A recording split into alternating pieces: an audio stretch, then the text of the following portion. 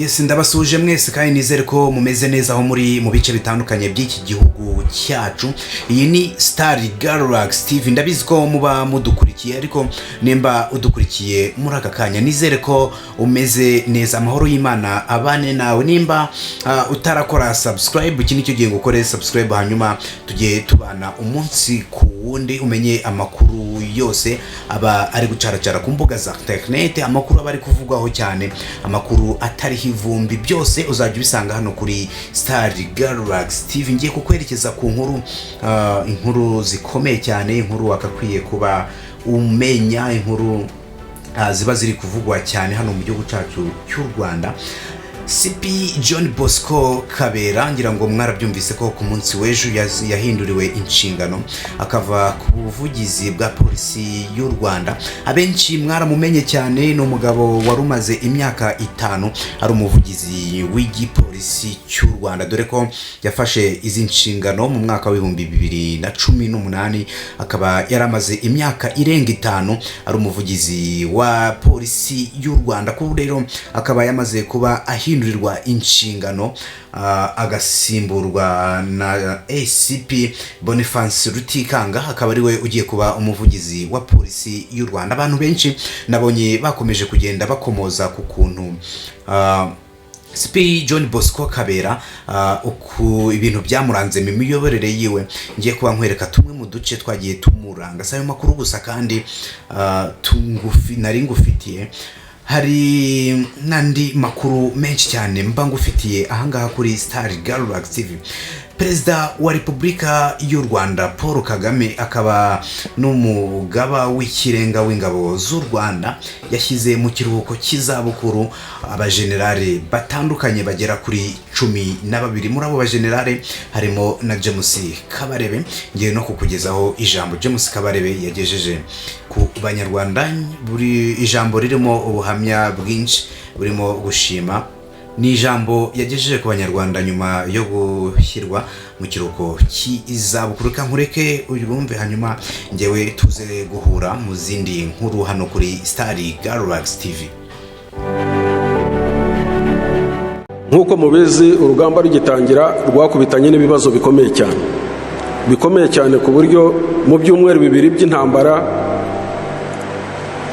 urugamba rwari rwananiranye, abantu bameze nabi cyane.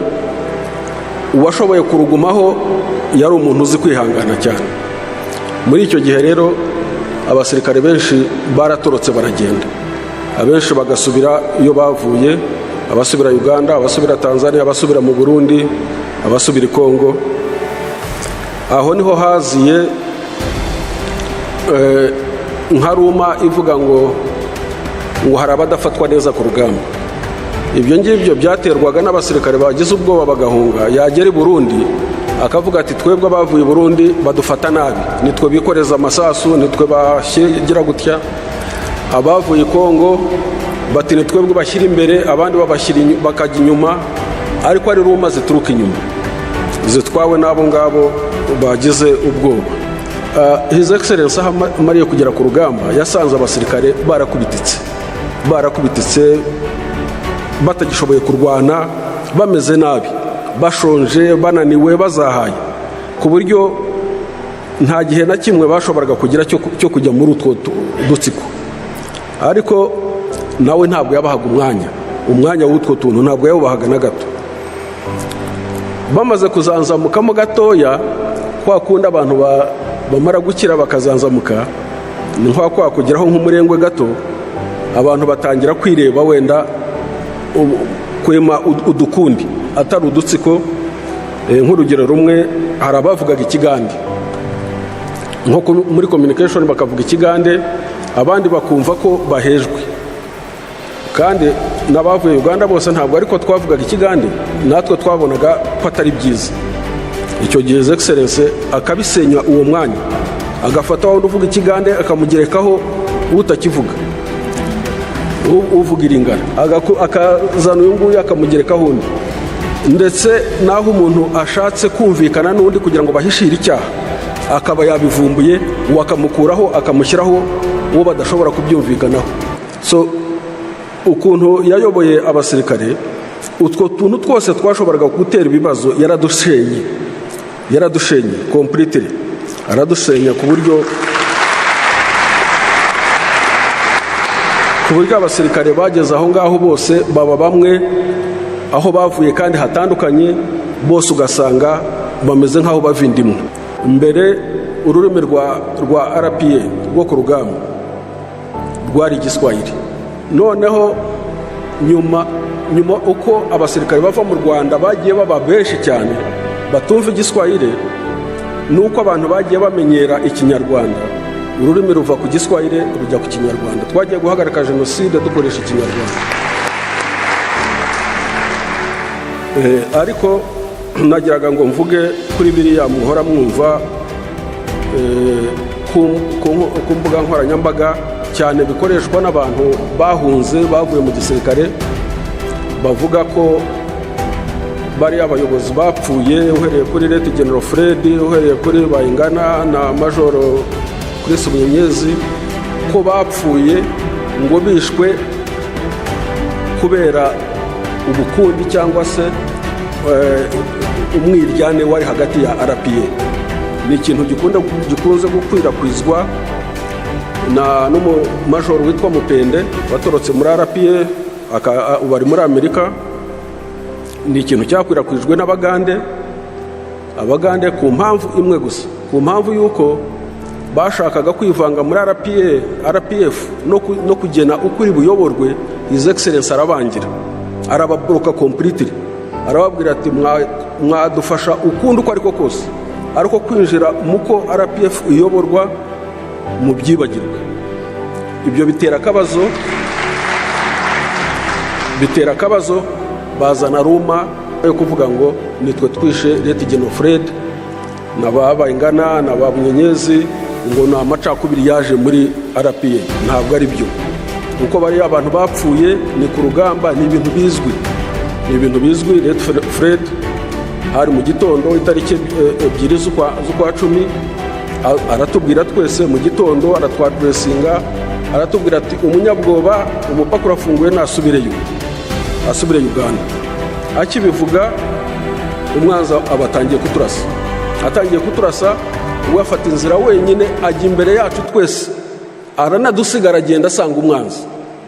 Twese ababibonaga, bamwe muri twe twabonaga ko ari amakosa akoze, ariko ntabashoboraga kubimubwira kuko yaramaze kuvuga ngo umunyabwoba asubire Uganda. Ntabwo yavuga ngo umunyabwoba asubire Uganda ngo uvuge ngo sigaho garuka, reka gusanga umwanzi. Abantu baricecekeye bose, baramureba aragenda. Mu masaha make akurikiye umwanzi yamurasiye ku gasozi, amurasa nabwo atabigendera, atabigambiriye, ari uko yabonye gusa abantu bari ku gasozi birunze, apfa kurasa na machine gun. Ni ku rugamba, umuntu wese arapfa. Ashobora kuba yarabikoze kugira ngo atugaragarize ko nta muntu ukwiye gutinya, ariko bimuviramo urupfu. Munyenyezi we yabyutse mu gitondo itariki 23 z'ukwa 10 saa 10, afata imbunda ziremereye ajya gusanga umwanzi ngo agiye kurasa umwanzi. Aho yagiye Ryabega asanga umwanzi yaduciye hagati, ingabo zacu ziri Gabiro n'iziri Nyagatare yaziciye hagati, ari Ryabega amugwamo, aramurasa apfira aho ngaho. Bayingana yumvise imbunda zarasaga Munyenyezi, yibaza ko ari izacu, atabasore barashe, atereka mbakurikira. Aje asanga umwanzi umaze kwica Munyenyezi, yateze mu muhanda nawe agwa aho ngaho. Ni ibintu byumvikana ku rugamba, nta macakubiri yari ahari. Bimfasha umwanya kubisobanura kuko ni narrative ihora igaruka cyane kwizwa n'uriya Mupende. Ku rugamba nta muntu n'umwe uba adafite risk yo gupfa, no. His Excellency yanyuze mu mariski menshi cyane, ahitwa Nkana muri Kiyombe. Umwanzi yamenya hari mu rutoki, ashyiraho imbunda 6 za 120, azurowinga ku rutoki, ararurasa rwose hafi gucika. Ndibuka 120 yakubise insina ari nkaha ngaha ku ndaki, insina yari nkaho ngaho wicaye, yakijwe nuko yari ku ndaki. Mu gitondo cyaho bamenya aho yari bazana akajugujugu yirirwa rituzenguruka hejuru, baradvansinga turabarasa. Aho ntiwavuga ngo yakijijwe n'iki, mu gitondo cyaho kuri 23 z'ukwa 12 badukura ahantu hitwa Kanyantara. Tugeze imbere bajugunya ikompora rya mota inyuma y'umusirikare wa gatatu wari umukurikiye, riramukubita mu mutwe arapfa, yitwaga Gakuru. Buri muntu wese aba ari kuri risiki.